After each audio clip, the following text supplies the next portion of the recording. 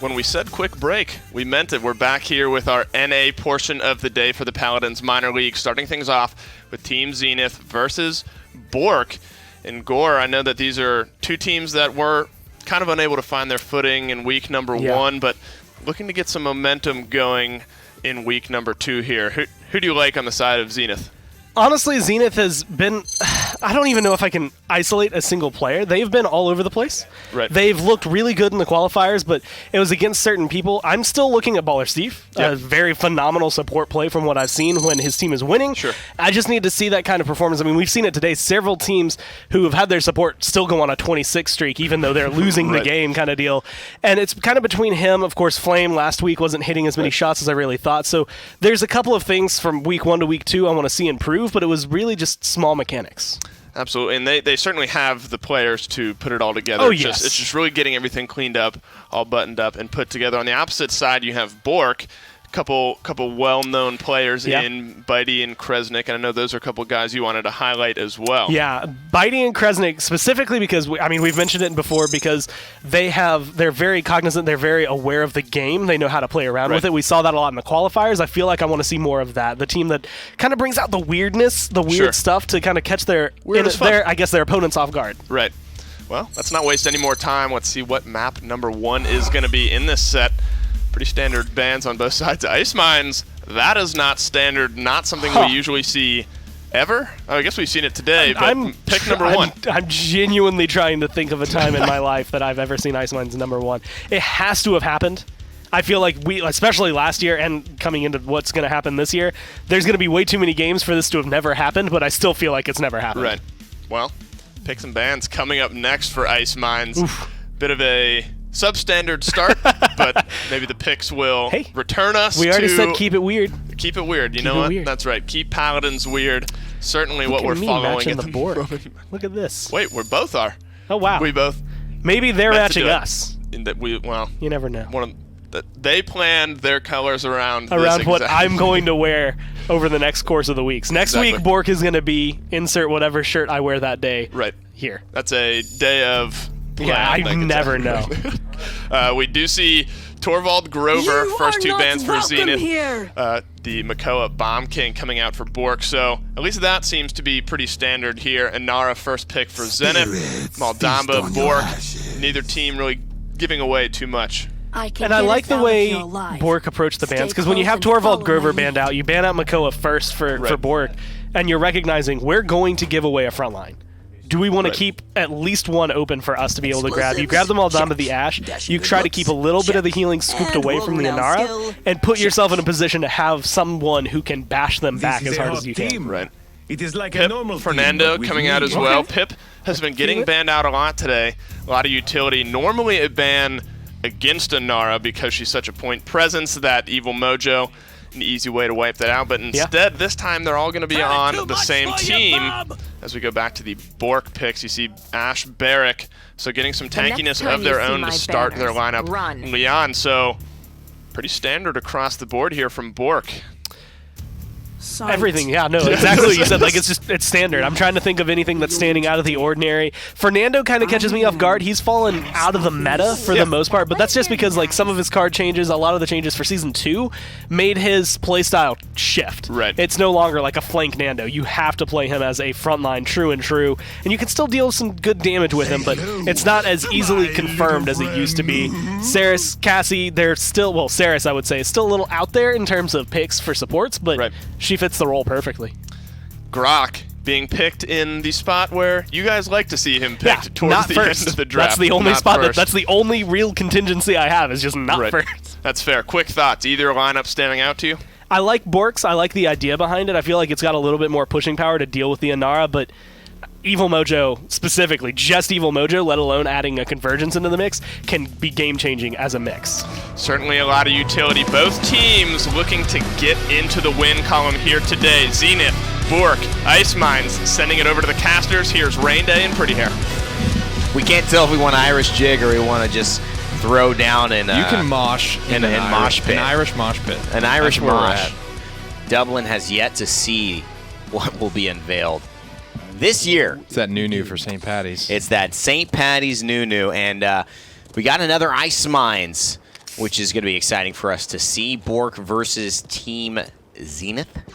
And starting things off for us, Dentic here is doing his best with that Leon, trying to apply some pressure with hitting that 100% of his presences right now. There it is. 200% now. 300%. That's how percents work, right? Yes. He's the best, dude. You could technically hit 2 people with 1. Then I guess, yeah, you're 200% of your presences right. here. Yeah. 30%. The Grok is picked last, sure, but I don't love like what it's picked into, right? There was a it's Ice Mines, which helps a little bit, but I think last set the composition he was playing into with Ying and Barrack is exactly where you want him. Not a lot of great targets here, but Lumsey's starting to pick up a little bit of that momentum that Grok needs, and everyone is just stacking up for him. And one of the new introductions, I think, to this lineup is Niju, who is a player I was expecting to see in the PML last week, but I don't believe he was there. Whether it was a new lineup, whether it was a roster swap, sub, whatever it was, he's back on display on the pimp. But now he's filling in for Watkins. He's either filling in or he's I don't know. But he's here, and he's a big blaster player. He's done a lot of good things. Seen him at LAN many times, representing that kind of underdog team from the PGS or the PML. I think it was somebody from Team Envy told me he was like playing Pro CS or something. Oh, was he really? And I was like, huh. That's why that's surprising to me to see him back, because he was like, we specifically talked about him when we hung out with Envy the other week. Oh, really? Yeah. You got all the deets there. Feel free to share throughout the cast. Shooting a little thing for Envy, and I actually got a teaser for something we can check out a little later. Not on broadcast, of course, but just me and Nick wants to see it. But. Oh, absolutely. Love it. Yeah. A lot of fun things in the works for you guys here. It's going to be a great year of broadcasting Paladins content. Specifically, I can't speak to Smai. I'm sure they'll try their best. I'm sure they'll be all right. At the end of the day, you're just trying to keep up with us. At the end of the day, I mean, having 2 more people and still underperforming when it comes to the competition, the head-to-head. Wow. Mage Monkey perfectly calculated there. Leaves somebody lived with 69 HP today, and that was a great call out for Dave. Yeah. Got to get that one under the belt. Dave 4295. Well, a lot of people started to add those numbers up and say, are you the number? Are you trying to say something there? But you know what? At the end of the day, he's just a man of many different ways to express himself, and he spots them and he calls them like he sees them. That's our Dave. That's why he's here. That's why he's here. Dave calls him like he sees him, Olsen. Dave, yeah. Now I remember that nickname. Yeah. That was a big one for him. It flew off the tongue. Back in college. I love that. Calls him like he sees him, Olsen. Everybody knew Dave that way. Is that calls him like he sees him, Olsen? Get over here, buddy. First round's on you, huh? That's right. What are you doing, you rascal? Huh? Rascal flat? Get over here. 40 left on this first lovely round of Ice Mines. Remember, the red team is on defense here, despite how out in front they were. Or on offense, excuse me, despite how far back they were pushed this time around. Dintic trying to find a little angle to play with here. Mage Monkey trying to hold strong up on the high ground here, but it's getting down to crunch time. Despite it not being super close, this is largely the last attempt the offense will have here. If they flop on this fight, they will probably fall apart in this round totally. And, it's amazing. This game has just developed and gone through so many stages, and it's still just weird to see Fernando in this role. And, I mean, we've talked about it with Envy as well, saying that it is very, very plausible to use Fernando as a main tank. He's just a sustained tank now. He's not that level of excitement and I think kind of aggressiveness that we are used to seeing from him and from players who've kind of championed him in the past. But maybe this is a good fit for Mage. Perhaps. Haven't loved a lot of the Fernando that I've seen, but maybe it's still people trying to shift their style, right? Shift the way that characters played. Zenith take one seemingly accidental step off the payload, and the timer just explodes down to empty, and the defense will hold. I just wonder, I mean, I think it's more about execution. I think Envy say these things, and they're one of the only North American teams who have bridged the gap between North America and Europe and actually exceeded it now and created their own gap, because most North American teams, when you get into this higher echelon of play, something falls short as far as the draft, as far as the execution of these ideas. And I think that's still where I'm at with this Fernando. I think if I saw Envy play it, I might say I get it now. But yeah, a lot of these teams using that idea just hasn't shown up for me in its true efficacy. He's not winning games for people. Yeah. I mean, it'd be like no longer like Wormhole couldn't do what Wormhole Eevee used to do, right? It takes a big. I think you really have to step back, and maybe even a new player playing it, right? If you've got someone, you know, like Rubu or Dethroner who's just been playing it one way for years and years and years, now they have to switch it up. It can be difficult at times.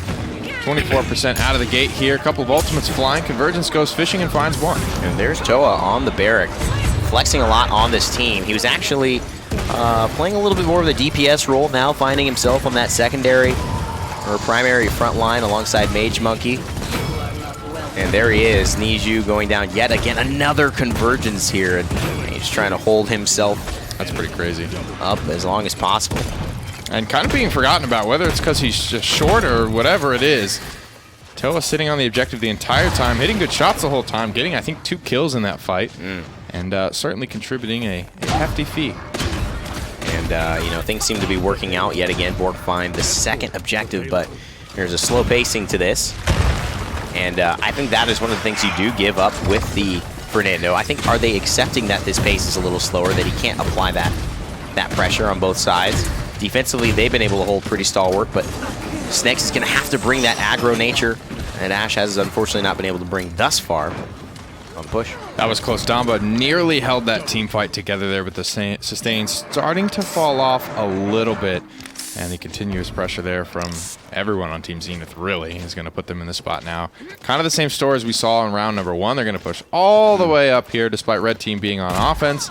They have to fight from very, very far back here. Everyone's dismounted, taking good damage, and this is a spot where they're pretending they're on offense. They're taking a fight at a spot you would normally take a fight from if you're pushing the payload around this corner, and it's totally fine to do so, because if they lose, you know, it's so far away from where the payload actually is, they'll be able to stabilize and still have a choke point to fight around. I like the idea, especially that you know where they're standing, you know where they can go. Mage Monkey tries to get as much damage as possible. Now they got to wait out the wall, or they just, you know, they go to the other side. It's a good decision, but Nini is running away in fear. There's the seismic crash as well, trying to respawn back. This is kind of what I was talking about. Sometimes you're fighting it 4, you're down, you turn around, you ult.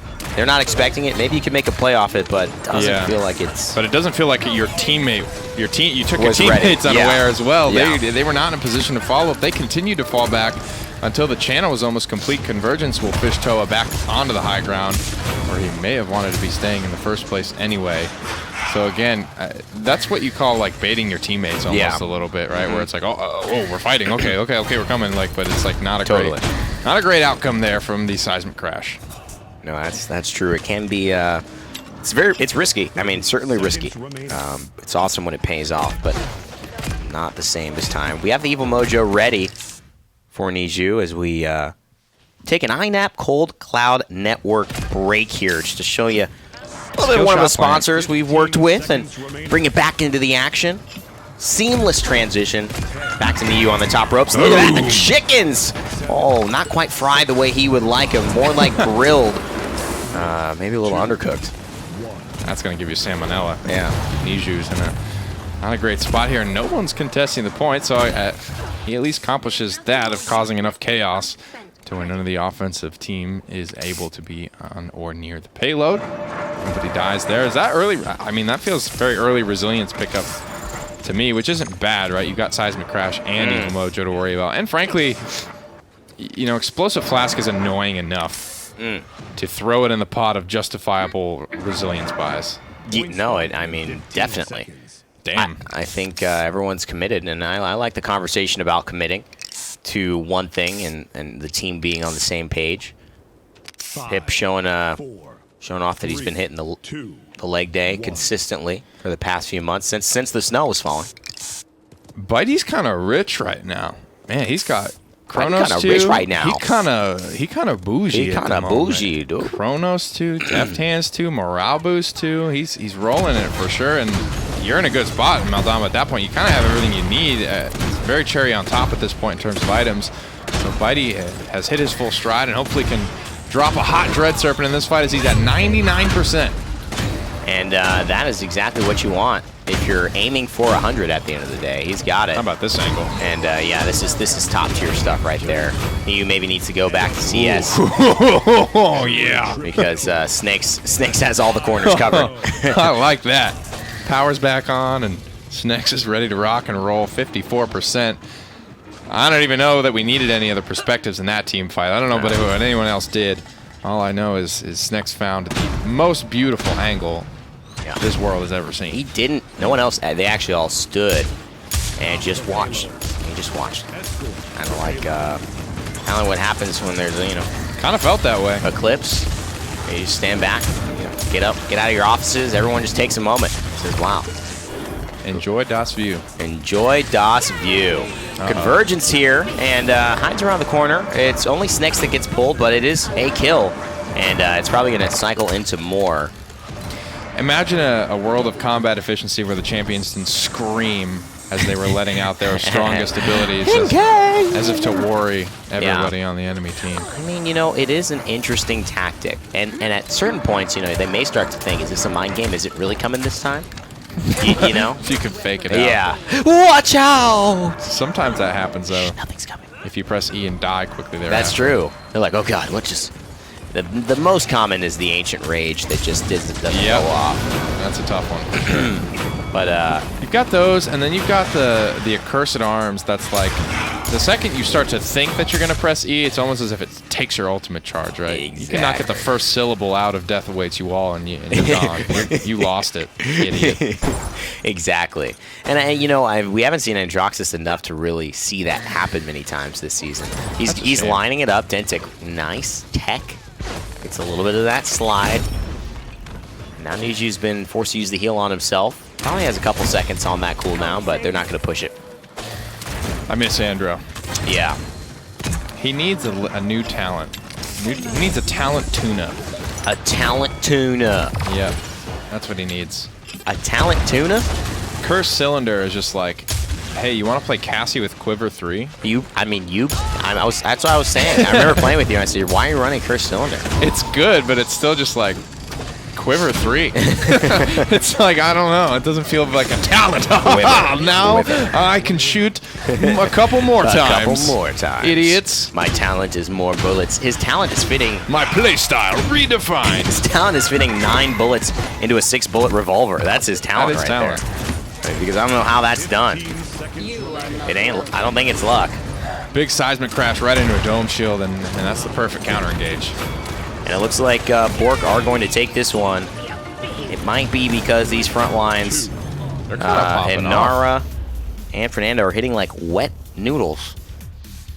Roster changes for both these squads. I wouldn't have typically put my chips on BOORK in this match. I'll be completely honest, but they kind of popped off in that first match, and I'm wondering if that's going to be very telling for the rest of the series. I think they have a chance to both take a win here in this set. I'm not sure who's going to come out at the end. It wasn't convincing from either team, let's be honest, but excited to see that Ice Mines game done and dusted. Let's see where they take us next as we head back to the desk to wrap up Game 1. Thank you, Evan and Nick. And BOORK having more bitey than BOORK in this case, instead of having more BOORK than bite. Sure. I'll let you. You know what? He can. You can have that one. You can own it. That's. You know what? I'm not even gonna try it. That's your catchphrase now. That just came to me. I'm proud of it. I'm proud that my mind immediately goes to that. You know what? As long as you're proud of your work. I am proud of my work, but taking a look at the post-game stats here, BOORK playing very well, coming out of the gate, very hot. We noticed that Snex had a nice triple kill there on the Ashe, but consistently throughout the game putting out a lot of pressure. Do you notice anybody else that stands out to you here? The number that's standing out, I mean, first off, Nini, Mage Monkey, even though they were not maybe hitting as hard as some of their carries, 75 from 79,000 damage is a lot, but Flame is in the odd man out. Really. Right. The 93,000 damage is a good amount of damage for the amount of shots he was able to hit, but it just wasn't all there, especially compared to what you would say is like his counterpart in Dentic being able to do about 20,000 more.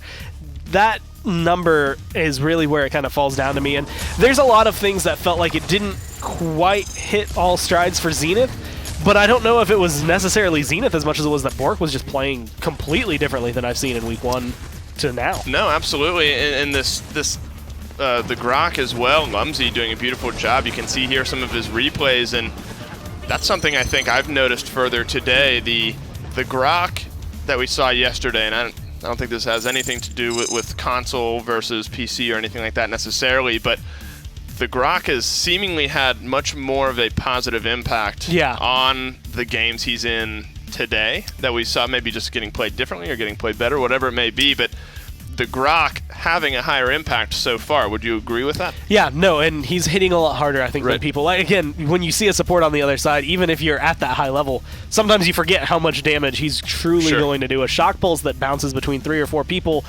that's going to be a few hundred damage, up to maybe even 1,000 damage that you could take that you might not even recognize that you're taking it in the moment. And so you might put yourself in a bad position where Grok is going to hit you a lot harder than you were either ever expecting or thinking he would be able to.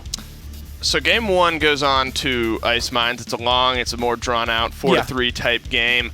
Both teams still in a place to try to figure themselves out. You know, it's tough to predict the type of map that gets answered to something like this, but you have to assume it'll be a little bit faster paced than whatever it is we just saw. Yeah, and that's honestly, I think, what would help Zenith a little bit more. I think BOORK, having it be slower, helped them out a little bit longer, just to kind of give them that mobility. Like, again, you go 2-2, and you're like, okay, as long as we win this next point fight, we can keep pushing. That's all we need. You can kind of stabilize the momentum. You go to a map like Bright Marsh, and all of a sudden you could lose it very quickly. Bright Marsh, certainly a steamrolling one way or the other type of map, but we will jump into picks and bans here to see which direction both teams go. I remember in the last picks and bans, we weren't necessarily surprised by anything we saw. I think the Grok was maybe the weirdest champion pick that we saw come out. Normal bans coming out here so far. Doesn't look, at least initially, like either team is going to try to do anything to surprise the other. I mean, I could be surprised. Well, as I said, I'm looking at you. Yeah, you see me make a face, and it's just like, what could possibly be going on? And it's a Sky ban. And again, you look at 3 out of 4, everything makes sense. And what could go wrong? I mean, Sky is all right on this map. Sky is all right if you are playing a triple, or if I guess your opponent is playing a triple frontline, quadra frontline, you can maybe work her in and burst them down. But to ban her out that early on, to me, says something maybe about BOORK and what they've been doing in scrims than anything. I mean, it could also bode to the fact, you mentioned it plays well into a team who's going to be picking a lot of tanks, so potentially Zenith setting themselves up for that. Grover, Cassie, Torvald starting things off there for Zenith.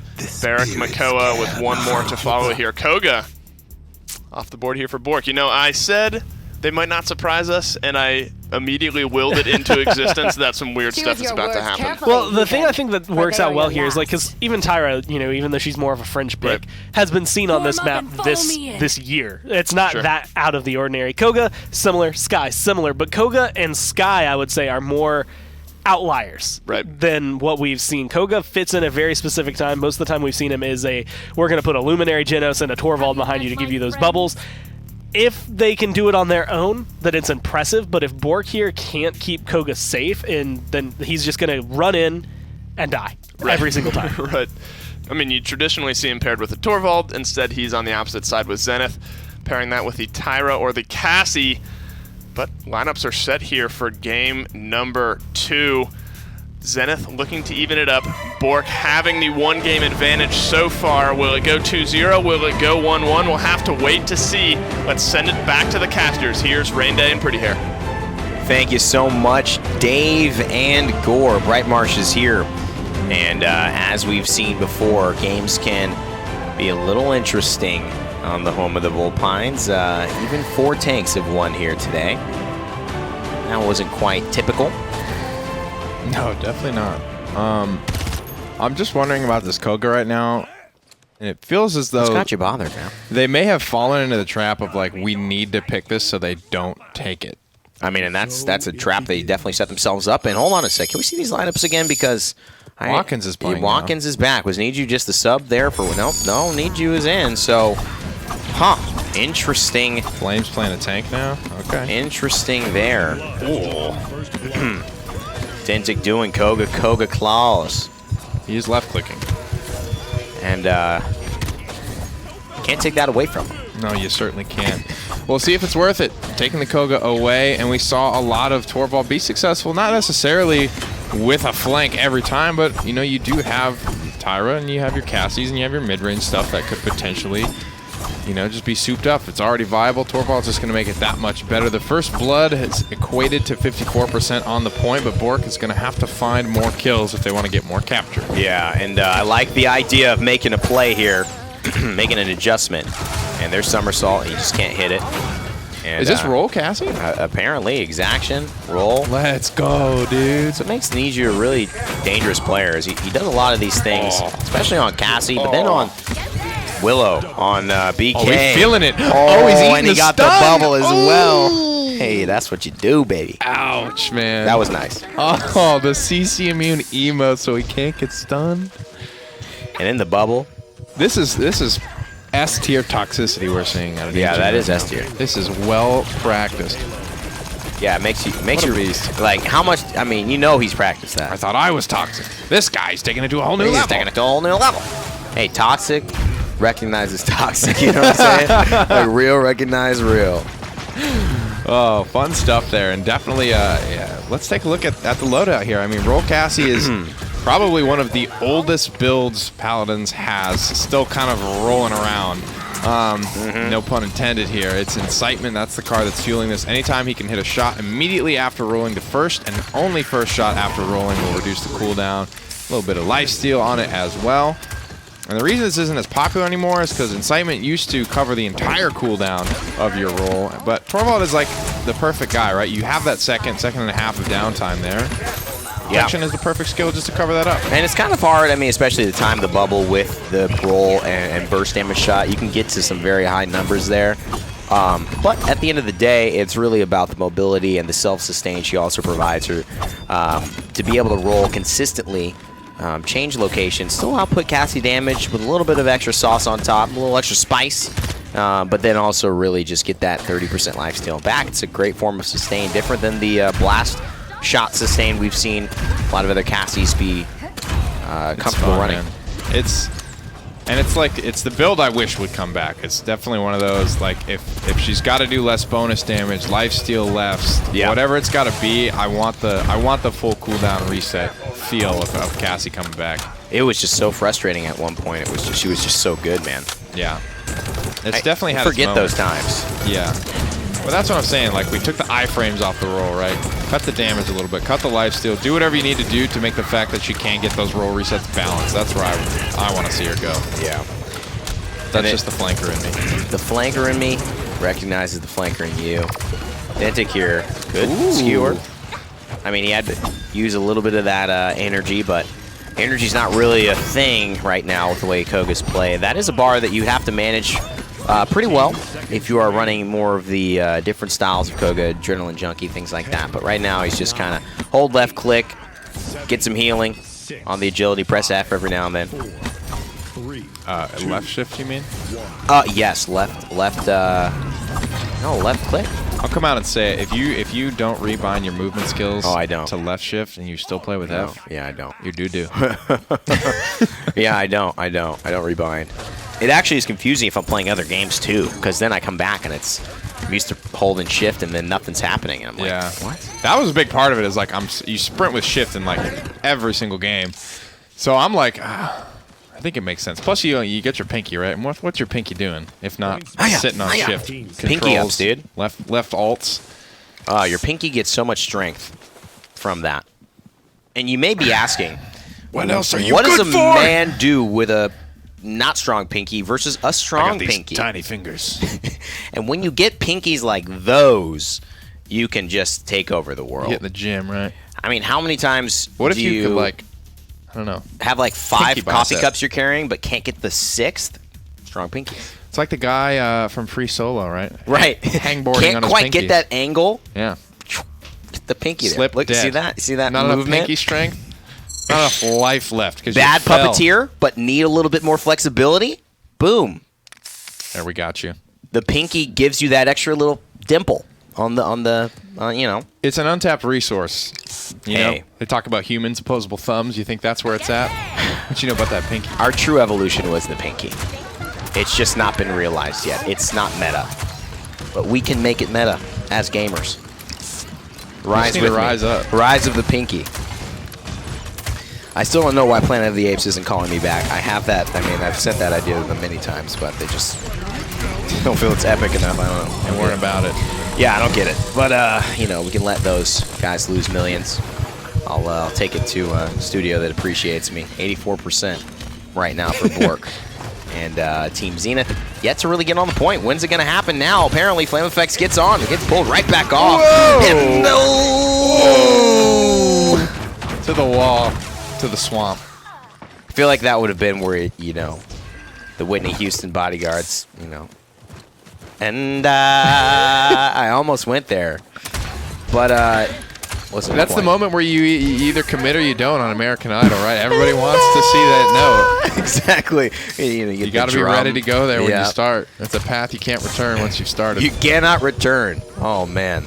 Now, that's a scary potential moment right there, but it's all good. It's all entertainment. Overtime taken away. Watkins on that Tyra. And here's a Cyclone Strike. Spray him, Dintic. He would have done the same to you.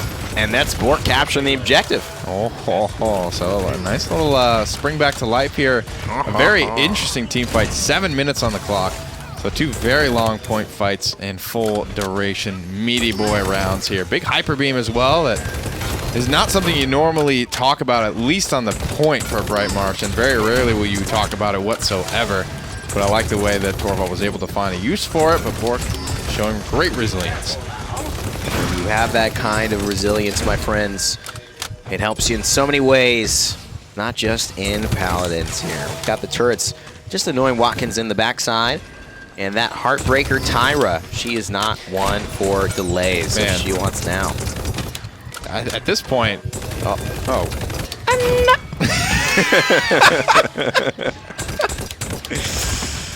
Every time it goes off, you gotta hit it. Watkins has played more Tyra than anyone. I mean, he's Tyra one-trick in this season, it feels like. Yeah, he is. I'm sorry. No, it absolutely is. You can't feel abashed. You can't be mad. I want to say he's played Tyra on Bright Marsh every single game I've seen him play on Bright Marsh. Did Dentic? Yeah. Does he want to talk about it? I don't know. I don't think That's he does. why you got to spray it when you get it. I don't know. Niju's looked really good on this Cassie. I don't know if he's been playing CS or what he's been doing, but hasn't really missed a beat here. That's for sure. He's been cheerleading, apparently. What's B bound to in CS? I guess it's buy. That's your know. buy menu. Is it really? I think so. I played 45 minutes of it, so. Oh man! So I can. So you're an expert. You already know, yeah. That I know. It took me so long to figure out how to buy weapons in Team Deathmatch when I was playing. I'm sick of this pistol. I'm sick of this. Give me up. Let me snipe. Yeah. Let me snipe, man. I can be like Skadoodle. I can Skadoo this. Give me the sniper. Come on. I like it though. I like when I see different loadouts succeed like this for Niju, because then it's like, it gets the wheels turning. I think even if it has to be paired with a Torvald, it's gonna get the wheels turning, and you get to say you were the first one to kind of bring it back. Yeah, out of the dark. That's true.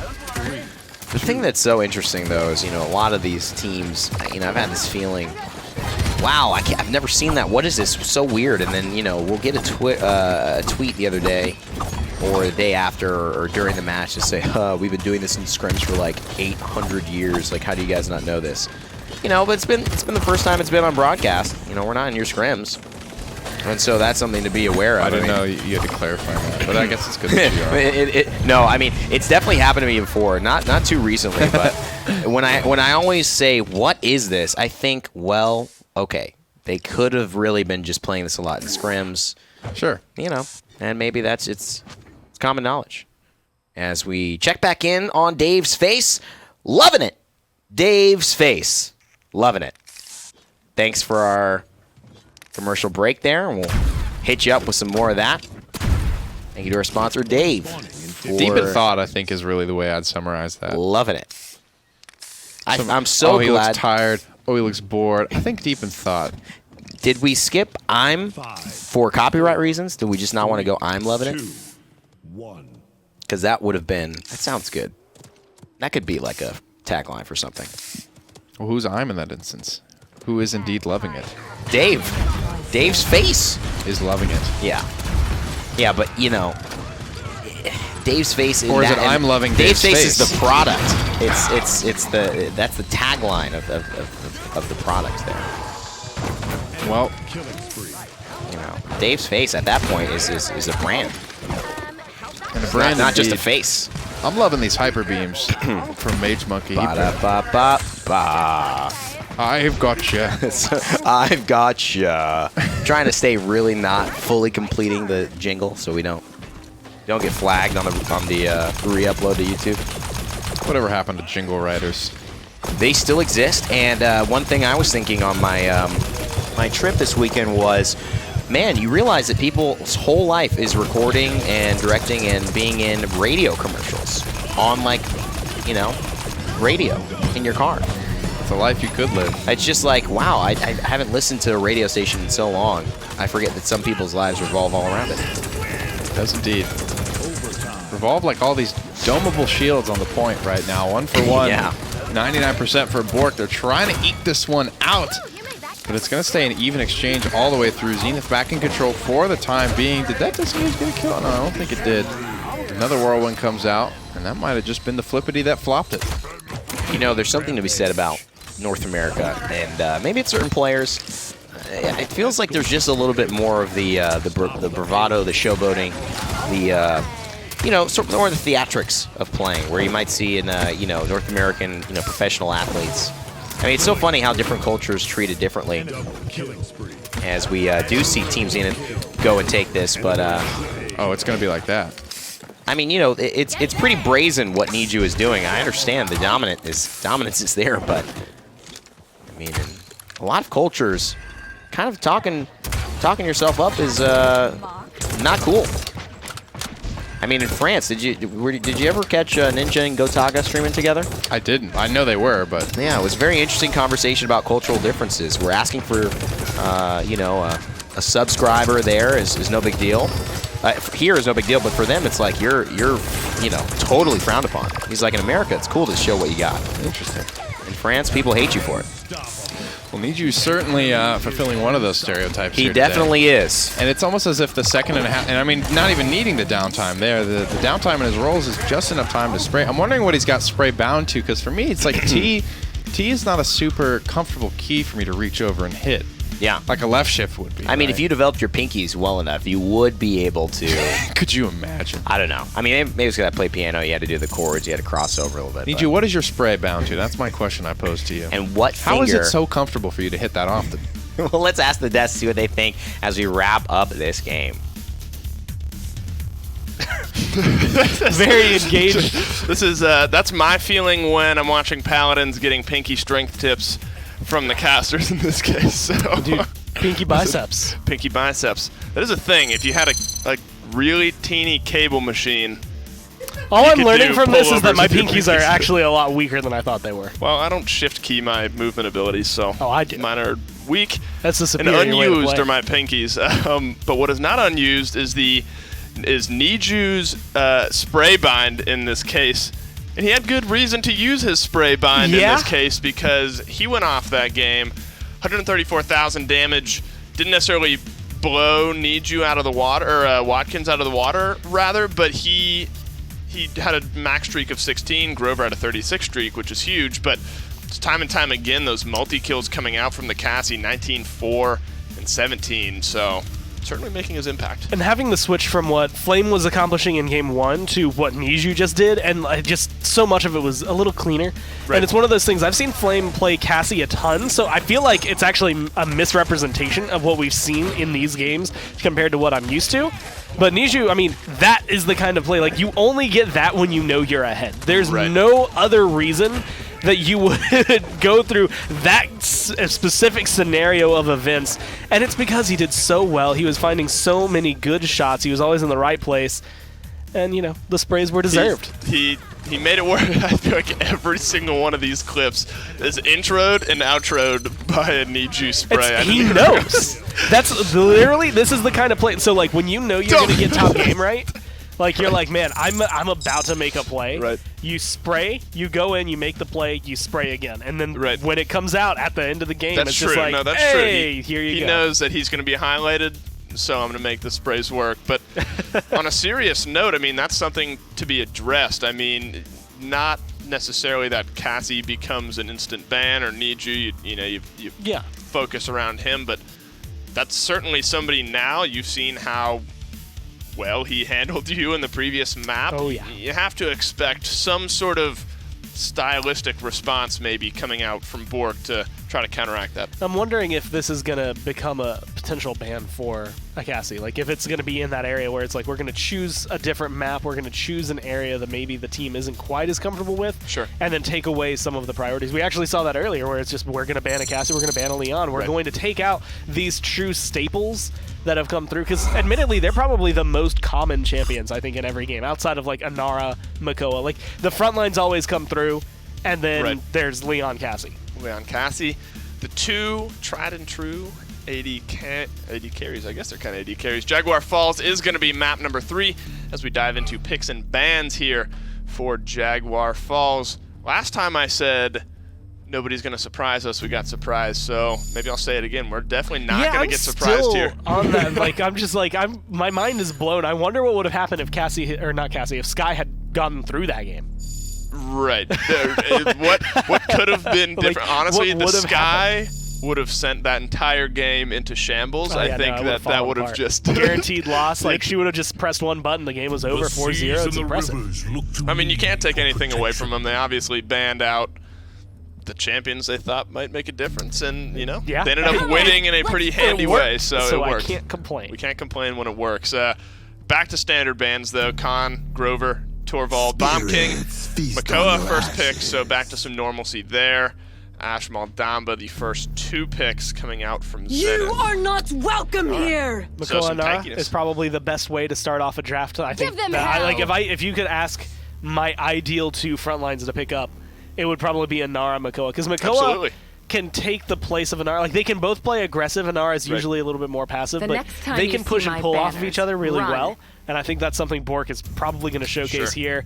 Tyra is the one I'm a little more on the fence about. This is a good map for her, but I feel like you have to play it very carefully. Watkins has a good map, but Watkins isn't actually the one playing it. It's going to be on BOORK, so it's going to be something I haven't seen from them, something that's going to be a little fresh, and while it's a good map, I'm on the fence about it, I guess is the best way to say it. Sure, and Furia, she's an alright healer for some of these bigger tanks. Yeah. Alright being an understatement. Alright. She's A-okay. So pairing the Furia with the Inara, the Makoa, Pip rounding out the BOORK lineup here, and then Drogos coming out for Zenith. So wouldn't call it weird, but wouldn't necessarily call it standard. It's definitely more out there compared to what we've seen lately, but I like Drogos on this map. I think he probably is the most comfortable one outside of Pip, who I think is going to be able to perform phenomenally on this. This is a very solid map for him, so it's going to be up to him. Going to be up to him. Well, can BOORK bounce back? Said it last week, saying it again this week. 1-1 here in the series. Here are your casters, Rain Day and Pretty Hair. Just kidding. I want to scare Dave for a second, see if something was wrong. We're here. Just throwing up to the loops. I think you'd scare Dylan a little bit more than you'd scare Dave. I'd scare anyone with the first letter D is their name. But not me. Dintic. Dentic got a little even worried look a little shook. Yeah, that was it was all tactical, you know. You have to learn to trust. Every time you jump out of a building, you know, like you do most weeks, you learn to trust before your parachute opens, right? You know, it's Tuesday, time to jump off a building. Yeah. Uh-oh, someone's getting pinched. And his name is Lumsy, but he's fighting under a beam. Yeah. With everything that he's got. This is a mess. And he's looking like he's going to... Oh, no. Watkins pins him to the wall there with a nice enlightenment. He did the pinching back. It was like on St. Patrick's Day when I thought my dad was wearing green, and then it turns out on the bottom of his shoes there was some green. So he's like, hey. So he gets to punch you in the face, So now he punches us in the face, yeah. Me, my mom, my brother, it all just stood in the line. Just kidding. That is a joke. Did not happen. Miyu, though, is definitely hitting these rockets. Fire spit to clean it up. Should be pretty easy. And, of course, the customary spray.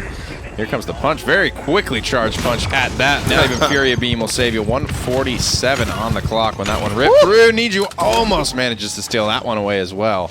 93% for BOORK. They certainly have to figure out a way to get back in here. Yeah, and you know, you can see there's just a lot of control right now from the Barrack, but that beam is It's dangerous on Jaguar Falls. It's nigh unmissable for a coordinated team, especially if they've been playing together for a while.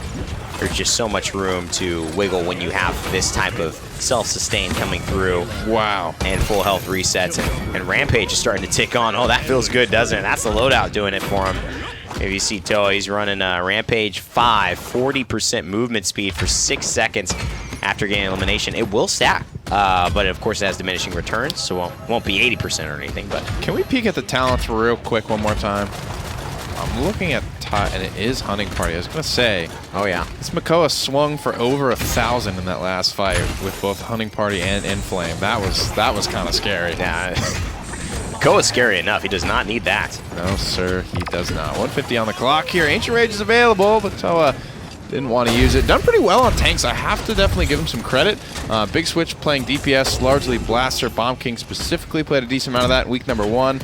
Onto the tanks here, played a little bit of Barrack on the point. Looked good on Ice Mines. Playing some Makoa now. Still looking good. Minute and 30 seconds, Nick, and we were talking about changes to characters in Paladins. Got a little bit of a thought experiment for you after this Dread Serpent hits. And you see a nice shield come through from the Ashe. Dintic getting forced back. Looks like they're just going to either try to die here or just fall back as 5. But if you were Cassie and you had a change, Desire's trying to do something, would you take either being able to dodge roll once and you did full damage to anyone you shot, so you instantly killed them like a Dragon Punch, but you had to stand still. You could not move after that until you died again. Or would you rather have like roll, stand still, and this next shot? Instant shot kills someone if you hit it. Okay. Versus you can roll infinitely, but you do 20 damage for every shot. Oh man, I think I'd take the insta-give, because as fun as it would be to roll around, you'd never kill anything, Lottie. You'd never kill it. But the mobility, I mean the distraction factor. And maybe disengaging back there, you get some blast shots. Be scuffed Eevee at that point. It would be pretty funny. I don't know what the chat would choose. Maybe we'll throw a poll up there or something. Oh, big knockback there. That actually sends Makoa over the border. I'll give you 50 damage. 50 damage. I would need at least 300. 300? I was going to say I could go up to 100. I still think that's a question. Do I have to hit the shot to get my rollback, or just No. Then you're rolling infinitely. You're just doing, pitiful damage. Nothing. Yeah. Interesting thought. It helps you to understand the pros and cons of how to balance as well as we get into overtime here and the fight still going on. It's been questionable whether they were going to push it through. Good stun from Baller Steve, but a better shot from Toa. And so far, so good, as overtime is still taking away. They want to find Niju, but they just can't get the angle without overcommitting, and that's the first hook that's missed in a while. Oh, but the seismic crash, it should set up something, and it will. It's 3 kills in a row, and this is going to be a push for BOORK. The beam value right now. The value. They're doing a good job huddling under the beam as well. There's multiple people. And there's not, I mean, Drogos is on paper the guy, and those are those 1,000 damage shots. It's a big oofsie daisy. He just isn't quite having the same AoE punish as he once probably was. A lot of that comes in the fact of the old anti-heal card that used to be attached to Fire Spit is no longer there, and that's what made it so punishing. It made that damage kind of stick in a way, and now it is just damage. A lot of times if it's fall off, it's doing between 5 and 700, which is sizable, but if you're clumped under a Fury Beam, you don't care. Can we see the damage? I might have missed that as well. I know Bidey's doing phenomenally here as far as the contribution with healing. He's doubling that of the Maldamba right now. And he's on a 13 streak. Not sure if he hasn't died actually in this game, so that's pretty strong. A huge rotation here. They don't know. And that beam goes straight to the point. You see you later. 767. Thanks for the Hunter's Party. And that mark that Tyra has been applying. Toa going here in the back line, gets stunned out. Oh, and the triple kill from Watkins. Oh, looking to make it a quadra. Mage Monkey gets in on the action. So a triple and a double. It's a full house. That is Zenith. Not the way that I would have thought that team fight was going to play out. I mean, when you shut down the Dragon Punch immediately, it's a good start to a fight. Watkins just turned it all around. I assume he got a kill with Enlightenment somewhere in there because he's back to full charge on that bad boy already. Coming back in, no Ancient Rage here. This is going to be rough for Toa. But he's just needing the beam, right? And the beam misses this time around. That is what's so unfortunate, but Toa also gets out of it alive. Baller Steve finishes him off, so does Mage Monkey. He's about to 2v1. About to 2v1, get the stun! Wings of Wrath. You should be able to beam and then 180 Wings of Wrath yourself into it. You can't heal from your own beam. You can't stop it, yeah. Unfortunately. I think can you once a teammate has stopped it? I think you can once a teammate has stopped it to make it like start healing. I think even when it's stopped, I've tried. I mean, I've tried to answer this question. I'd be happy to be wrong. My impression is that no matter what, Furia doesn't take advantage of that beam healing. I've never played that talent. Yeah, so you don't. Yeah, I'm pretty sure because I tried to answer that question before, and this is that's what I came to. But yeah, feel free. It makes sense. It makes sense that it wouldn't. Yeah, it'd be pretty crazy. I mean, if you could. But she has some sustain cards. It's not nearly the same level of sustain. Nice little jukes here from Watkins. Needs that auto aim every once in a while. I mean, he was worried about juking. It's funny, yeah. It's funny if Leon is. She has auto aim, but she is also one of the highest precision requirement characters in the game. Yeah. You have those auto aims just to recenter yourself. But I'll tell you, one of the things that people don't think about with Leon is headshots. And if you can really land just a few headshots, you know, you go up in your efficacy so much because she shoots so quickly. Yeah, it makes a huge difference. It's such a big difference for her, and it really increases your DPS. Watkins, though, he knows a lot about that. Almost thought he was on Tyra because of how often I see him on Tyra. And it is his skin. And it's the same skin, so. Not even unique Tyra players here. Oh my god, Baller Steve might just make it out of this. He's got a stun ready. Oh, and he's going to hit it. And he's got another gourd. Oh, no. Oh my goodness, Baller Steve. You dog. You dog. Nothing free on these streets. Hey, Baller Steve knows what's up. Look at this. 16 streak, too? Man. That's high pressure. And that's high praise. The clutch gene. It's high praise. The clutch gene. You know, some people got it, some people don't. Baller Steve clearly had it. All the Baller family. Well, see, Buddy was standing there in it. I didn't see. He was so close to full HP. I know. Keep paying attention to that. We'll keep paying attention to it. He is going to get constant healing from healing people just with Cherish, so it's going to look like he slightly heals up. But this POV is a good one, just to see how he's maneuvering. That beam wasn't up yet, so he didn't have the ability to heal snakes. Ooh, There's another heal. Oh, just a day late, $1 short. Wings of Wrath. Does a decent bit of damage, but not when it's the front line that's getting the orbs. Yeah, that beam. It's a good beam. Coming out just in time. You can see Cauterize is in place, meaning that the beam will still heal because it's just so much healing. Yeah. But it's not gonna juice you back up. If anything, you'll just stay where you're at. Yeah. If you're taking damage, Cauterized, and getting beamed all in the late game, that's probably the way that'll handle. And here's the nice little So here's angle. what happened. We'll get to see exactly what happened. Got up close and personal. Huh. Big ol' hitbox there. Oh. Pegs it home. It was the stun from... Gotcha. Bad. Gotcha. This could have been an easy pentakill. Easy. Major Monkey got a little excited. You know, at what point do you realize it's 4v1 and you can, you know, you let him finish that off. He's trying to pass Lumsy, because if he can pass Lumsy, then Team Zenith just gets to feel real good about that. That's true. Whitey doing the thing with healing. Not quite doubling anymore. He's fallen off in this last round. 150,000 just about. Dentic, though, adding a meaningful 20,000 on a Catalyst pip, I believe, which is a very strong number. That's usually an end-of-game kind of stat, as most of these pips will use it for self-healing. Dentic being very selfless. Beautiful hook from Toa. Toa, man. He's playing well. It's gigantic. I mean, Alex Zombie. Big hooks that he's smacking. Big Dread Serpent, though. That might just change the tide, and Evil Mojo will come out to keep it in favor of BOORK. Nice stuff here as well. Dentic got to heal up for the DPS because here comes Watkins, and he's found a lot of damage. A little bit of a shell thump, dude. 150. Min-maxing. And he makes sure he hits that every single time. 42% and counting.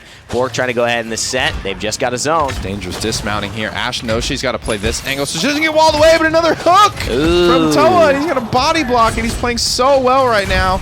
Ash is going to ult to try and get back here and contest, but she's already dropped so low. Oh, and they're getting kills, though. Toa just needs to find a hook out of that range. Throws in the shell shield, preemptively knowing that Niju's going to want to get a piece of that. And Toa says, okay, I'll give you the whole thing, not just a piece. Ancient Rage comes back into the fray. Flame effects pushed out of the circle of contest, but that beam is right there giving Toa the health he needs thanks to Bitey. I mean, having Ancient Rage was key there. That's probably the one ability in the game that probably could have brought this one back.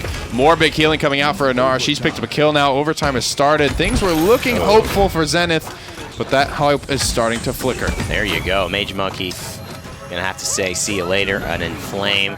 Well played. And a really good team fight from BOORK to clean it up. They take the lead now in this set. We continue to have these contentious competitions on every aspect of the game. Defenses, offenses, circle fights, or original point fights. Incredible stuff here, Nick, and BOORK end up taking this one. So let's send it back to the desk, guys, and just break it down as we continue the set. So BOORK does, in fact, bounce back, and they get themselves their second win here in this set, taking out Zenith. They're on, not Jaguar Falls.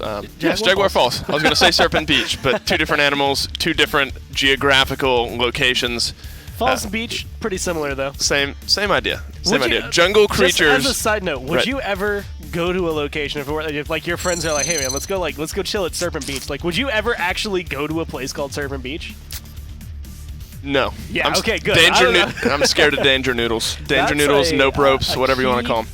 To getting snake bites in places you don't want snake bites. Looking at the post-game stats here anyway, you see Toa doing big things on the Makoa.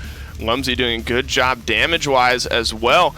On the opposite end, though, Watkins, Niyu, both doing a great job. It is Niyu. I kept saying Niju last time, but Watkins himself let me know that it is actually Niyu. So Niyu continuing his hot streak from the last game. Watkins doing a great job just as well.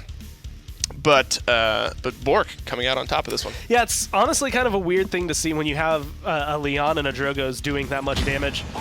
To have everything kind of come down, it didn't really matter what they were doing, admittedly. Like, they were met with a wall that was the front lines and the healing coming down from BOORK. Even the DPS from BOORK wasn't crazy impressive. It had some awesome moments, and the same thing can be said for Zenith as a team, but it was really kind of Toa's aggression and the combo they had between all three of them, him, Inara, and the Furia, that just made them impossible to displace. You couldn't really take over the control they brought. And that's why, I mean, obviously that's why Makoa is such a prioritized pick. Yeah. I mean, if you get somebody who's as comfortable as Toa was playing and as aggressive as he was playing, the hooks are all just landing, the aggression is there. I mean, it's hard to play against that. Makoa's a hard champion to beat when he's getting played that way. And it's that area where, like, Makoa is manageable, but you have to have the right draft to manage him, and I feel like there are very specific steps you have to take, like, very similar to a Ruckus. Like, a Ruckus can get out of hand, no problem, but Makoa is a little bit, I think, easier to get on that path of he's just going to school you. He's going to be able to hook you out,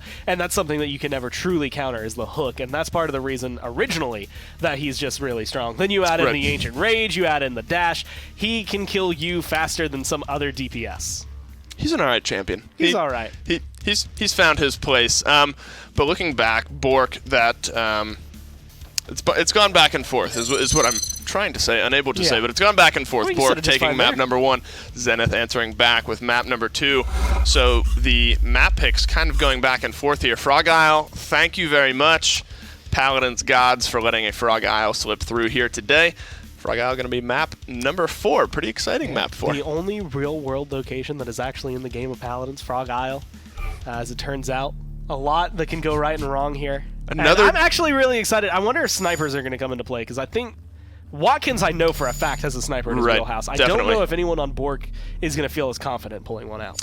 No, and if there's a map where a sniper is going to come out, this is one of the ones where you more frequently see it. Of course, Kinessa getting banned away, so potentially not wanting to let Watkins have that sniper champion. You still have the Strix, you still have the Leon, which I guess kind of still technically counts as a sniper. Not in the scope sense, but in the type of character sense. So BOORK bans away the Kinessa, picks out the Strix for themselves. And that's a really good way when you're playing around snipers and you know that you're on a map that's going to be good for that. Of course, if you're Zenith here, like you said, maybe go for a Leon. Like, a Leon is a sniper without a sniper scope, I guess, overall. She can still hit that long range. But if you're like, okay, we know this is going to come down to snipers. We know Watkins, in this case, has proven himself on Kinessa, is a good Strix. Ban the one that you don't want to play, grab the other one, and kind of force them into a box on the side to say, you have to pick something just at least a little more uncomfortable. Form up and follow me in. So range advantage, at least initially. Bomb King, always a threat to be throwing in some long-range grenades, bombs. He's not the Grenade King, he's the Bomb King. So certainly can't count any of that rangey type damage out. Inara Ash Furia, however, is a very strong 3-stack. So BOORK picking some good champions here so far. Zenith rounding out their last 2 picks. Cassie going to be pick number 4. Awaiting pick number 5 here. Anything you want to see? This is a hot team. Fernando's what you're going to see, regardless of what you want to see. No, I actually like a frontline, honestly, in that spot, just because of the way things have fallen down for them. Bomb King Cassie's going to be a lot of good damage. Bomb King on this map can be phenomenal. But he's going to have to find the right angles. Right. And now it's against a Pip, it's against a Strix. There's a spot for him to fight, and it's going to be on the ramp. But unfortunately for him, fighting on the ramp into an Ashe and a Pip is not the safest thing to do, no matter how much damage you deal. So BOORK, I think, have a little bit stronger, more versatile lineup. Right. But it definitely has its holes. Well, we'll have to find out how it's going to play. My favorite map, Frog Isle, is going to be map number 4 here. Zenith, BOORK. Can Zenith tie it up? Casters, take it away. Pretty hair, Rain Day. Thanks, Dave. Yeah, we'll see if Zenith can tie it up. We'll also see how the Strix works out for BOORK. It's a bit of a risk for both sides, but I can see this working out depending on who hits their shots. That big game Cassie, it's nothing to snuff at. Yeah, and they go for the Strix super, super early, and I don't really feel that, Zenith did much to capitalize on that fact. Normally you'll see something like that. Snipers are typically a very punishable pick in that you can just grab a flanker whenever you want at that point, but they don't really grab anything out of the ordinary. Zenith at this point, especially with their backs against the wall, right? If they lose this game, it's it. So they probably want to pick stuff they're more comfortable with than getting super, super, fringe picky or on paper, like hard countering a Strix. Loomsy here, trying to just find the angle. And first blood goes to Niju, which is excellent for Team Zenith, who are definitely trying to claw their way back in. BOORK are in a position to close out the set here. Toa getting that nice Solar Blessing, and why not go back to it if that's what worked so well last game, Nick? Oh, nice Poppy Bomb combo. 1-2 punch. Yeah. Love the setup and the follow through there. That was clean, man. Very, very good. Think that was off the cuff, or do you think they planned that? They're veteran enough. Probably. I don't know. It felt like Makoa obviously would like to get that done all on his own, but Niju definitely didn't hesitate. I think he's probably thinking, I want to do this too. I think they both wanted to do the same thing. I get credit for this kill if I Poppy Bomb. Yeah. I mean, sometimes you think that way. Niju seems to be in that way where he's thinking about how to style. Could be, for style sure. people off. And Bomb King is one of his best characters, right? Before he kind of like took a break, that was, pretty much it for him. That was the top tier pick. He's played a little bit of Cassie today, and that certainly looked good. Great Jogos player. Yeah, he's a great just blaster. Willow. Still love Willow. I'm not sure how much he did hit scan, but I know he always had a Cassie. Yeah, he's trying to style. Pretty. Is he running any Jolt? He didn't really feel like it. Ash. He's running Jolt 1. Definitely interesting. Flying too high there. Nice little 1-point wonder. Yeah, a lot of text. Yes. Does a lot of stuff. A lot of text. It's too texty. Just got done doing homework. I don't want to read anymore. Just want to play Paladins. Well, you can. There are default basic loadouts, and they'll do just fine for you after your homework. Relaxing game of Strix on Frog Isle. Been kind of relaxing here. Hasn't gotten pushed down too hard, but Makoa Bomb King is a tough way to fight, for sure. That's a tough little duo queue to beat. Up into the air. I'm not sure. Poppy Bomb, dude. It's the Poppy Bomb. He's just throwing it from distance. Yeah. And you know what? I think that's the style on Jolt. I mean, that's what you aim to do when you pick up Jolt. It's not just this displacement for you. It is the displacement for other people. It does create a difficult skill gap, though, because you have to, instead of lining it up, being able to throw it, then run over to the direct location and then detonate it, you got to augment yourself in the air. So you might have to have some higher sensitivity or just know that it's coming. A little practice. It's a high-level maneuver for Bomb King players, so that's how you kind of know when you're messing with an experienced Bomb King is when they're trying to be offensive with their Poppy Bomb. They're not confident about where they're sitting and how they're feeling in this fight, that they want to use their only escape with a decent cooldown to try and throw you off your game. What a great I mean, a lot of great things there. Fantastic healing as well, even to keep Niju close to alive in that situation where he got shot by a Strix and then also stunned into the beam from Furia. Flame effects here on this Makoa, getting the heals from Damba. It's not only that Rampage, which we would assume is in his loadout, but the Swift Spirits coming through from the Maldamba. It's just so much speed and maneuverability. Team Zenith looking good, but Loomsy finds a triple kill baller. Steve gonna pick him up. And Bitey here trying to hold on. And he's gonna do it. That's incredible. That's funny. A single man left standing there. Dentic, the only player in the game to survive that team fight. Wow, that's a hell of a fight for sure. I honestly thought that one was going in. I'm very surprised that BOORK were able to stabilize that. It's the shorts. They're throwing you off. The breeze and the wind is just making you. I can't read it as well as I normally can. There's a really a funny show called I'm Sorry that my parents told me I have to watch because I like Curb Your Enthusiasm. They said it's kind of like that, but from a woman's POV, which is pretty cool. And there's this guy she has, and has her neighbor, and their thing is like he always wears shorts. So she's always walking outside to her car. He's like, "Hey," she's like, "Hey," he's like, "Shorts again." She's like, "Oh yeah, you're still wearing shorts. That's cool." And like it happens like 3 times in the episode. Then she's like, "Hey, listen, I think we've done the short thing. You know, I mean, it was funny." Puts on pants and he's like really mad at her and won't talk to her anymore. Like, I didn't mean it like that. It's very, very funny concept there, but just tell me if I ever cross the line on the shorts comments, okay? Well, that's one. I'll keep track. Here comes the King Bomb rolling in, and it's going to start this fight off the right way. With a nice first blood here in round 2. Mage Monkey helps keep that one rolling. Oh, the Immortal and off Bitey will go, or so we thought, but he's dead anyway. And there it is, used for his own maneuverability. Shot misses. And Niju now off to the zone. It's surprising this game is not 2-0, and I think that's why it caught you off guard too, just because the momentum has always felt like it's been in the hands of Zenith. BOORK have never really taken control. Steamrolling. Yeah. They have not won a fight except for the one that resulted in their defense when they had that little defender's advantage. Flashbang up over the top. Not sure if that actually hit anyone. 84% though. We're not concerned about the flashbang. We're concerned about capturing this. Point out, no Ancient Rage, so one more shot would actually do it. Oh, wow. Oh, man. Full chicken, boys. Full chicken. Angelic chicken, rotation there from Loomsy. You may never see that again. You may never see it, and honestly, that's a screen cap. If you're going to, I would take that picture because you're right. A rare sighting here. That's a rare sight.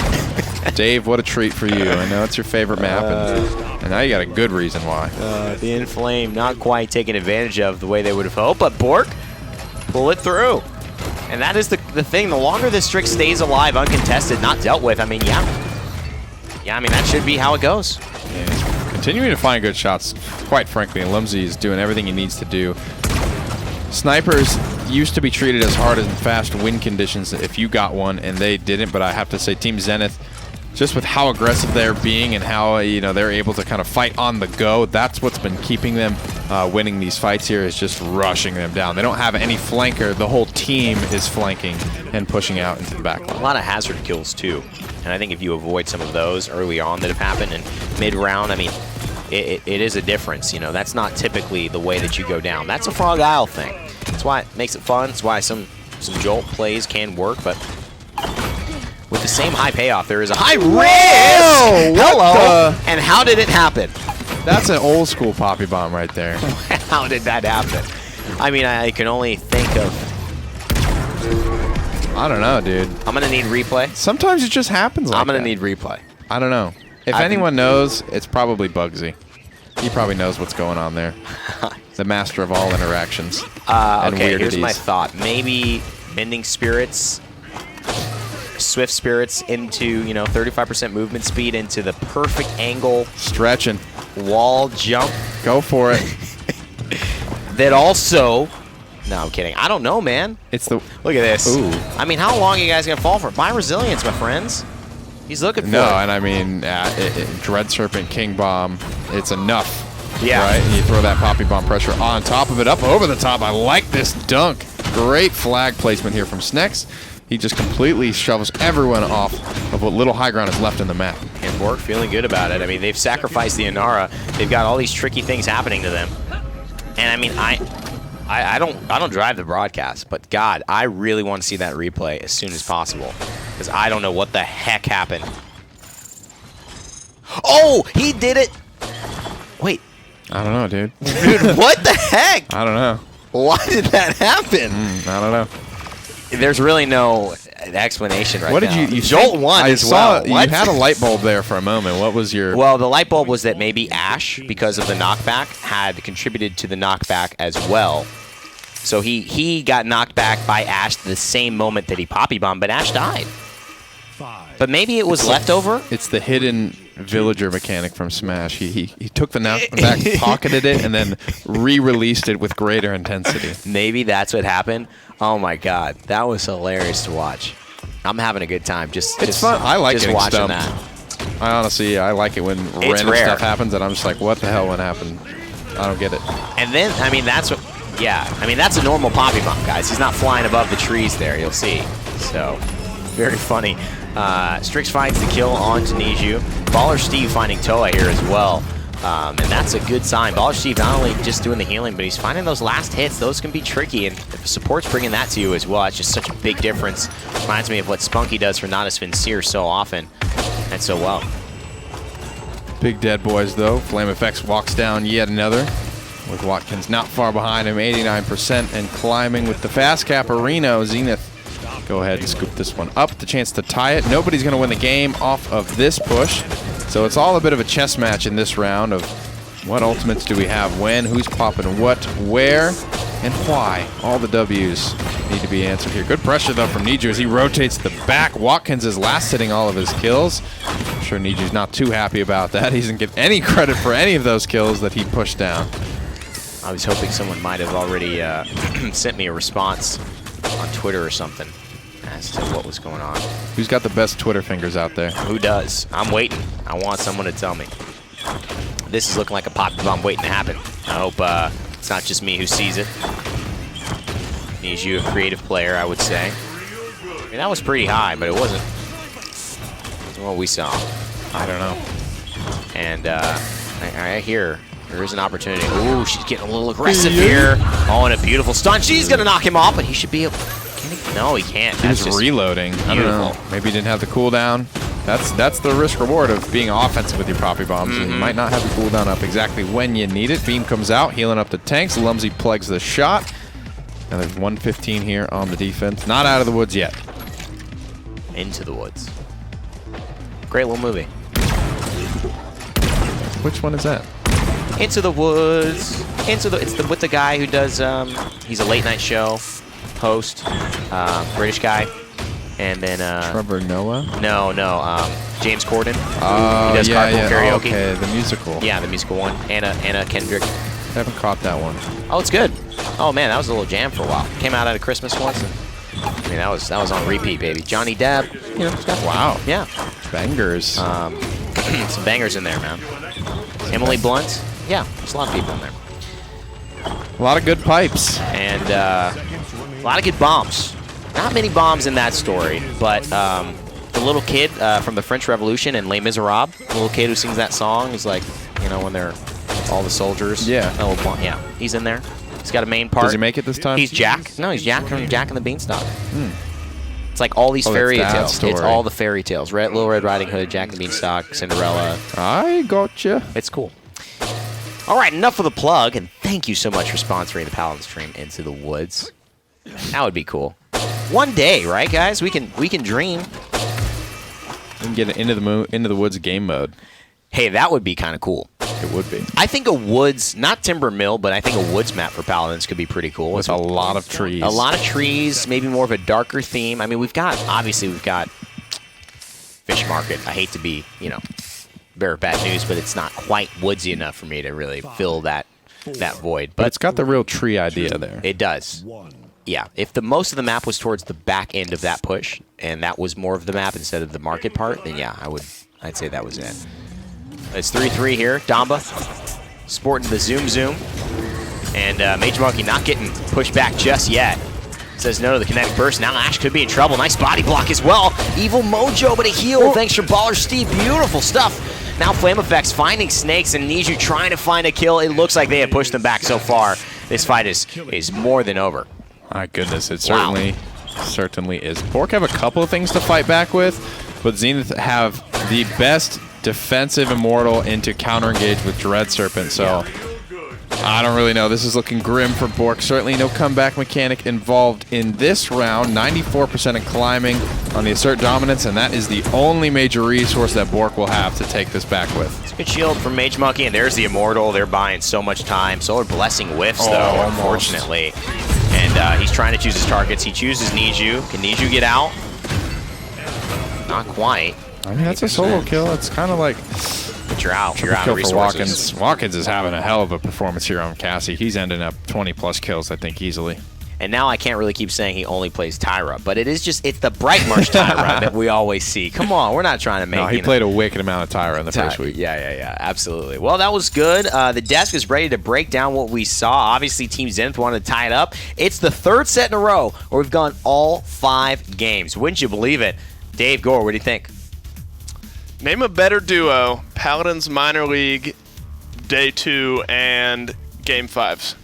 Can't name a better duo. Nope. That's a little bit of a mouthful, but it works. Didn't roll off the tongue quite as well as it did in my head, but that's the worst feeling. Like it sounds great. Well, it's gonna be great, and then I say it, and it's just it's so gross. Just just not fun coming out of the mouth there. But what does look good and what does sound good are the damage stats coming out from Team Zenith there. Neo on the Bomb King doing a great job there, holding his own. Hard to keep up with a guy like Watkins, though, doing 123,000 damage there. That's that 19 and 5 slash line. That's kind of what that gives you. Right.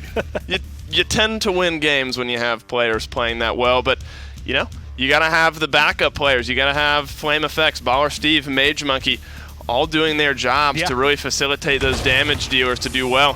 Here you see Neo on the Bomb King, certainly a presence maker in this game. Nice little knockoff on Snex there on the Ashe, but certainly making his presence known, showing us that Neo can play a Bomb King just as well as some of the other champions we've seen out of him. Here's did you see the interaction? All right. I know what it is. That is some really, really bizarre interaction between, I think, Swift Spirits and the knockup. Because he gets hit with the Moldamba heal literally right before the Poppy Bomb activates. And so I think I've narrowed it down. Because that's the only other thing in that game that could give him movement speed. Or Neo just happens to have one really good Poppy Bomb just like in his pocket. There's just that one bomb where he's just like, this is the one. Well, rest assured at any rate that the best scientific minds that Skillshot and Hi-Rez have to offer are on the case. We won't have an answer for that now, but what we do have to look forward to is a Game 5, another Game 5 to look forward to. Game 15 of today. Game 15 of the day, and only set number 3, but this one has gone back and forth. We've seen 1-0 for BOORK, 1-1, 2-1 for BOORK, now back to 2-2. So BOORK has the opportunity to pick the map. They have the opportunity to set the stage for themselves, but Zenith showing that they're just not going to go away. They have the players and they have the ability to send this one home. Would you believe me if I reminded you that this set started on Ice Mines? Like, doesn't that seem like it was so long ago?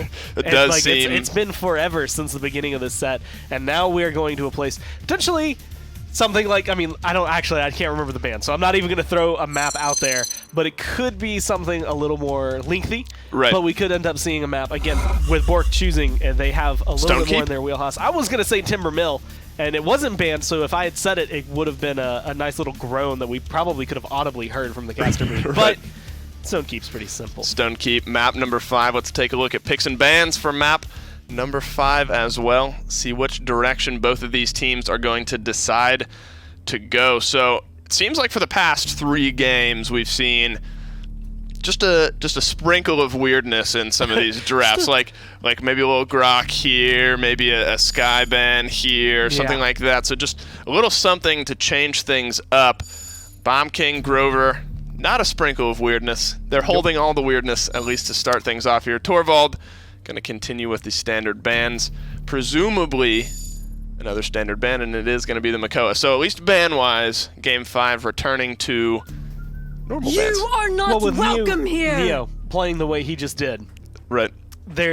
I can't think of a better reason to ban a Bomb King. That's especially true. when you that go to is a true. map where, again, he's going to be able to make a good performance. You grab the Inara, Fury has been working out for you and no one else is really prioritizing her, so you don't have to worry about your support right now. The thing I'm looking for is what BOORK can do to try and control, because so far it's Neo, it's Watkins. Right. Earlier, Flame was not quite hitting on all strides when he was the DPS, so you have to think about who are you going up against and what can you grab. I wouldn't mind seeing him take Cassie away. Cassie certainly available, certainly a benchmark for one of the better champions that we've seen here today. Instead it's going to be the Leon, it's going to be the Khan. So Khan and Nara, certainly a good, strong stack to start off with. Leon, definitely a good supporting character. Barrick going to pick number 3 here for Zenith. Still needing some damage dealers, and Cassie is going to end up going back over to Zenith. Watkins potentially doing big things on the Cassie here for them. BOORK, 2 picks to answer back with. Make that 1 as Furia comes onto the board. And that's just, Fury's been doing so well for them. There's really no reason to avoid it, right? Because it's been working well with not only with the Inara, but just in general, in terms of its damage as well as the healing number output. You add the pip to make sure that you have a little bit of wiggle room, and it makes things comfortable. And Zenith looking to make their counter pick potentially the Tyra. Watkins is known for his Tyra, so I would assume that would be where Watkins ends up going. So there you have it. Game 5 picks are in the book. Do you see anything on either side that makes you raise an eyebrow or give an edge? Cassie has been working really, really well for Zenith, and I think that alone is probably supposed to raise some alarms, maybe some flags. But I think the side of BOORK, everything they picked up is comfortable. They've been playing it well. They can definitely bring it all together. This is another one of those games where it just comes down to in the moment who can hit their shots a little bit better. Well, Game 5, Round 3, Zenith BOORK trying to get into the W column.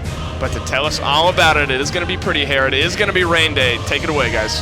And it is going to be Stone Keep. Nick, your favorite map on your favorite day, Tuesday. Oh, everybody knows that. Everybody knows Monday, that's Scores Day. But Tuesday, watch out. Nick, coming in. On Stone Keep. With shorts. Yes. Excited and happy to be alive.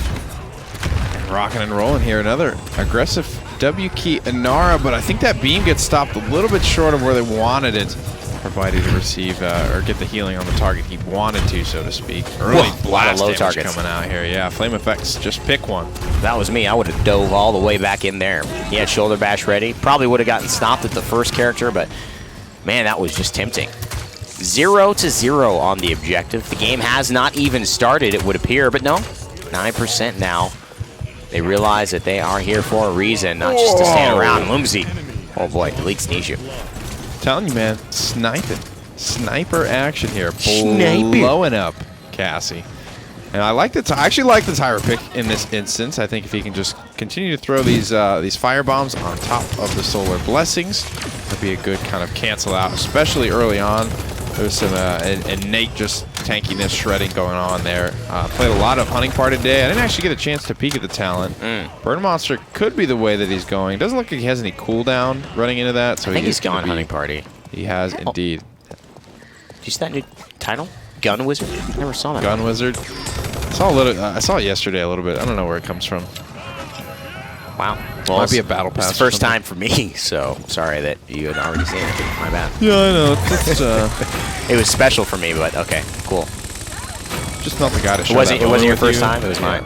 Okay. Fine. How was that for you? It was a lot. It was a lot, but now it's starting to lessen the more and more we talk about it. Flame Effects is just more special effects at this point for Dentic. He's loved this snow pip. And it's an obscure skin since Pip has so many amazing ones that he's been rocking quite consistently. It is. And, you know, I love that he's picked a style. The same way I was going to comment, Nick, that I actually really like Watkins sticking to the Tyra theme because you learn the ins and outs of when a character succeeds. You're not having all these other, you know, things you're worrying about. You know you're playing Tyra, and now it's like, all right, how do I get Tyra, who we know, to do things to do those things? And who we love. So roster changes, that's kind of been the theme of the day, I would say. And obviously a lot of these teams making those changes in the hopes to give themselves an edge, and it would appear as though they have close in the competition, right? We had more of the blowout-y kind of things going on in the round robin during the qualifiers. Even during week 1, you could say these sets were much more convincing, but 3 best-of-5s going all 5 games has certainly spiced things up here in Europe and North America. It is no coincidence that Ryan brought his favorite hot sauce to the Grid Room today, and these were the hottest games we have had to watch throughout our entire PML. Unfortunate there not to get the kill onto one of the chickens, but they do get the most important one, which is the front line. Good stuns from Baller You Steve set out as well. to get that Ash, and you get it. That's where you want to be. That's right. And Cassie's just been trapped here anyway, so it's almost like they got the kill. Yeah. But it's more of, again, the villager mechanic. They pocketed it for later, for exactly when they needed it. And that is a good little, way to think about getting things, because in life, right? I mean, you're doing work that may not have initial benefits today, but that work will have tremendous benefits in a little while. Maybe a few weeks, maybe a month, maybe a few years. In the case of Paladins, maybe just 10 seconds later, but that Evil Mojo set all of it up. Hopefully next rounds, Zenith can get something going. It'd be an unceremonious way for the five-game set to end in a 6-minute 4-0. Yeah, it would be, but that's exactly how our last one did, basically. Way of the road. On Frozen Guard, just 4-0. And, I think that's what happens. Clearly, there have been a couple of maps, and I think we're going to get that when we have these ice mines coming in. And maybe it's just the bans that people are comfortable with right now. But, I mean, if you're ever really bringing out ice mines, I think that's a little... I don't know if we're there yet. So it feels like maybe just a way to try to get a win in this type of set, prolonging it more than it needs to. Or more than would be if you were just playing on traditional maps. There's more and more maps in the pool every day, and I don't see us going from 2 bans apiece to 3 bans apiece anytime soon. Another missed overpower here. Not a great way to start. Less than ideal. 89 HP. Mage Monkey will find the way home. 42 and climbing on the objective. Solar Blessing keeps Inara standing. And a nice little, despite losing the team fight situation. And Toa, he's going to fall 63% though. So that's no problem. Combat mechanic, though, it's not that valuable to get that 63 unless you get it 63 to 0, and luckily that's what they did. So they should have enough pressure to get back in touch. Oh, and they don't get the dismount there. That was huge. Inara can now get some ground. Oh, she's going to get a lot of ground here. Toa's able to make all the way. He stops and shoots. You gotta go. Interesting there. Good CC immunity. But, man, that one was a close one. I wonder to use Seismic Crash now. Solar Blessing, beautiful timing, and beautiful trust in Bitey, his healer, to be able to support him. Yeah, I mean, great wall there as well. Great stuff. I mean, they're really extending the staying power. Seismic Crash, as soon as the Dome Shield falls, makes for an easy kill on the Mage Monkey. And it's an easy kill that Bitey and Inara can just, get together. They don't need to distract or pull a DPS away from what they were trying to do. But Bitey has been fragged.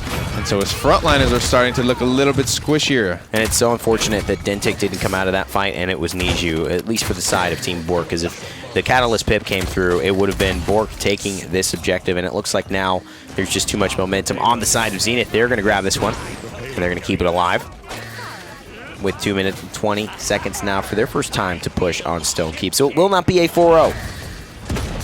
Will not. I just said that. The way of the long road continues on here. The windy road. Over the forest and through the trees to Stone Keep we go. Hopefully finding a solution here. I mean, that can happen, though, in a bit of a whirlwind of a first round, right? So if Zenith has some time to talk about, all right, what's happening here? Why are we getting doo-dooed on? How can we change this? And they clearly figured it out. And, yeah, just peppering that gate. Watkins on the Heartbreaker Tyra, taking it back. Giving it to its rightful owner. And he's got these Hunter's Marks. The extra damage is helpful. Minute and 35. Now the beam coming through for Toa.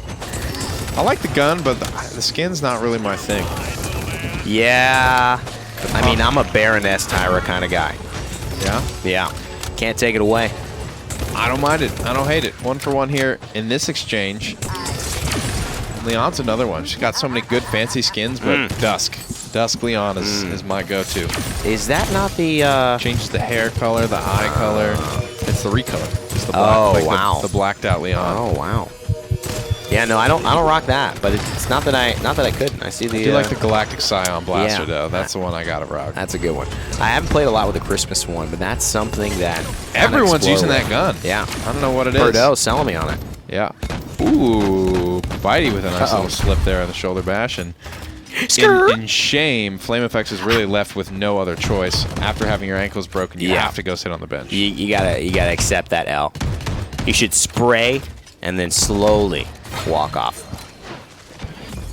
I mean, that's the respect. That's the kind of respect you need. I mean, you know, when you get your ankles broken, man, sometimes you just gotta like, you know, sit on the ground, say, "Yep, all right," look down, you know, pretend to tie your shoe a little bit, and you get back up, kind of like slow jog back. Yep. And then you start playing at full speed. The worst, man. The worst is when you're trying really hard and you still slip and fall. Yep. I had a horrible story of playing the Brazilian national team when I was 15 years old, and I had been put it right back. It's a short story as this push continues, but oh man, I went so hard to try to clear the ball, and I completely missed and fell. And there's just a live crowd just was like, this is so weak that he's on our national team doing that against these Brazilian guys. Tough. Don't feel too bad though, because those guys went to like basically win a World Cup and be bajillionaires. So. Okay, so you lost the World Cup winners. Yeah, I don't feel too bad. No. Like starters on Manchester United, I'm like, okay, that's supposed to happen. Overtime still going. Definitely here. And the defense successful. Couple of quick kills there, and that reverses. No contest coming through for Zenith. You got their leading ladies leading the damage charts as well. Down to the wire was this, but of course not having any sustain. These BOORK frontliners just could not stand up to the pressure for too long there. And you're right, the critical kill there was whether it was Cassie or Pip who survived there. And this time around, it was neat. And that's where I think you can become a better player, to be honest. It's those moments where it's like, okay, now I just realize that I'm accepting this 1v1, but you may not have to. If Dentic instead of jumping left, maybe jumps up, tries to regroup with his team, maybe yeah, that kill happens, but maybe they've got enough pressure on BOORK to support and finish off Niju, even though he ends up trading with Dentic. Because Dentic isolates himself in that 1v1, he's just saying, either I come out or you come out. Doesn't work for him this time around. But I will say I like the aggressive attempt from Flame. What a dive with no ult, too. And that's bold, brother. Also, where was he shoulder bashing to? Because he already got to the back line. I don't know. I thought he was going to commit onto Bitey there, but then he shoulder bashed Inara in a Solar Blessing beam. Confusing start. But you could tell that the goal was to be aggressive and create space. He did die a little faster than maybe he was anticipating. But 46% counting on the point is what they've got, so hey, it's worked out. Yeah, they are winning the fight. I will still stand by the fact that I don't think it's as a result of Flame Effects' play. It's the little things. It's the sacrifices made by a front line. And Flame Effects, he's got a shoulder bash ready. He's still alive. Flame Effects now just goes down, but Team Zenith definitely got the focus onto the front line and not onto the one who's carrying them so hard. 20 streak for Niju. Yeah, I think an easy improvement to make is hitting a meaningful overpower. He hits that one, still doesn't really get the kill off of it. I think look to snipe out Niju. Yeah. Look to snipe out somebody there and hold them under the fury of being like, dunk their head in the solar blast. Do what you got to do. Their head under the water. I think I've seen 2 or 3 missed overpowers, so you can't be picking con and missing ults. No. Base kit's fine, but that's really the heavy hitter. Yeah, and this is not an easy map to give you some reference points to guarantee that you're doing, your ult perfectly. I mean, there's no easy real place to throw someone in the line of fighting where you normally are. Oh man, that's a lot of damage right there, though. Look at that. Yeah. It's just this Cassie with his Hunter's Mark.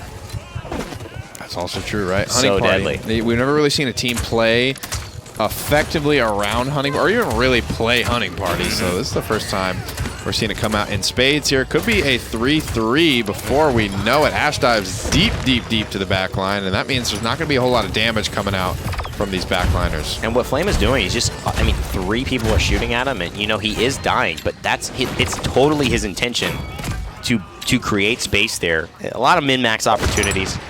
But we'll let them figure that out in the scrims and in the VOD review. Overall, though, the goal is to be aggressive. He's being aggressive. Goal is to create space. He's creating space. Yep. Niju can't ask for anything else as far as time and a lack of aggressiveness. 44 now, and again, this is the chess match. What ultimates are we going to use? How much do we care about getting this 3-3/line Zenith? do not need to get this converted. Can't win off the defense, so BOORK are completely sort of responding to the pace that Zenith are going to set. Ideally, they hold as many of these ultimates as possible. They might even just let this one roll through, even if it's not in the cards. And as they do lose Toa out of the gate, somebody could just go start pushing this in and force somebody to jump down. Oh man, the patience, the damage. They just have too much. They have too much damage there. I mean, Dentic unfortunately just doesn't have the peak and you know, the consistent peak pressure that you see on the side of Watkins and Niju. Is that a 29? You're closer to that number. Yeah, it's a 29, my friend. 18, 3, and 14 on the side of Niju. So you don't have an easy map hazard to get an insta-gib off, so I think it's completely appropriate to just grab Cassie and just hold her and have everybody else kill her. Oh, yeah.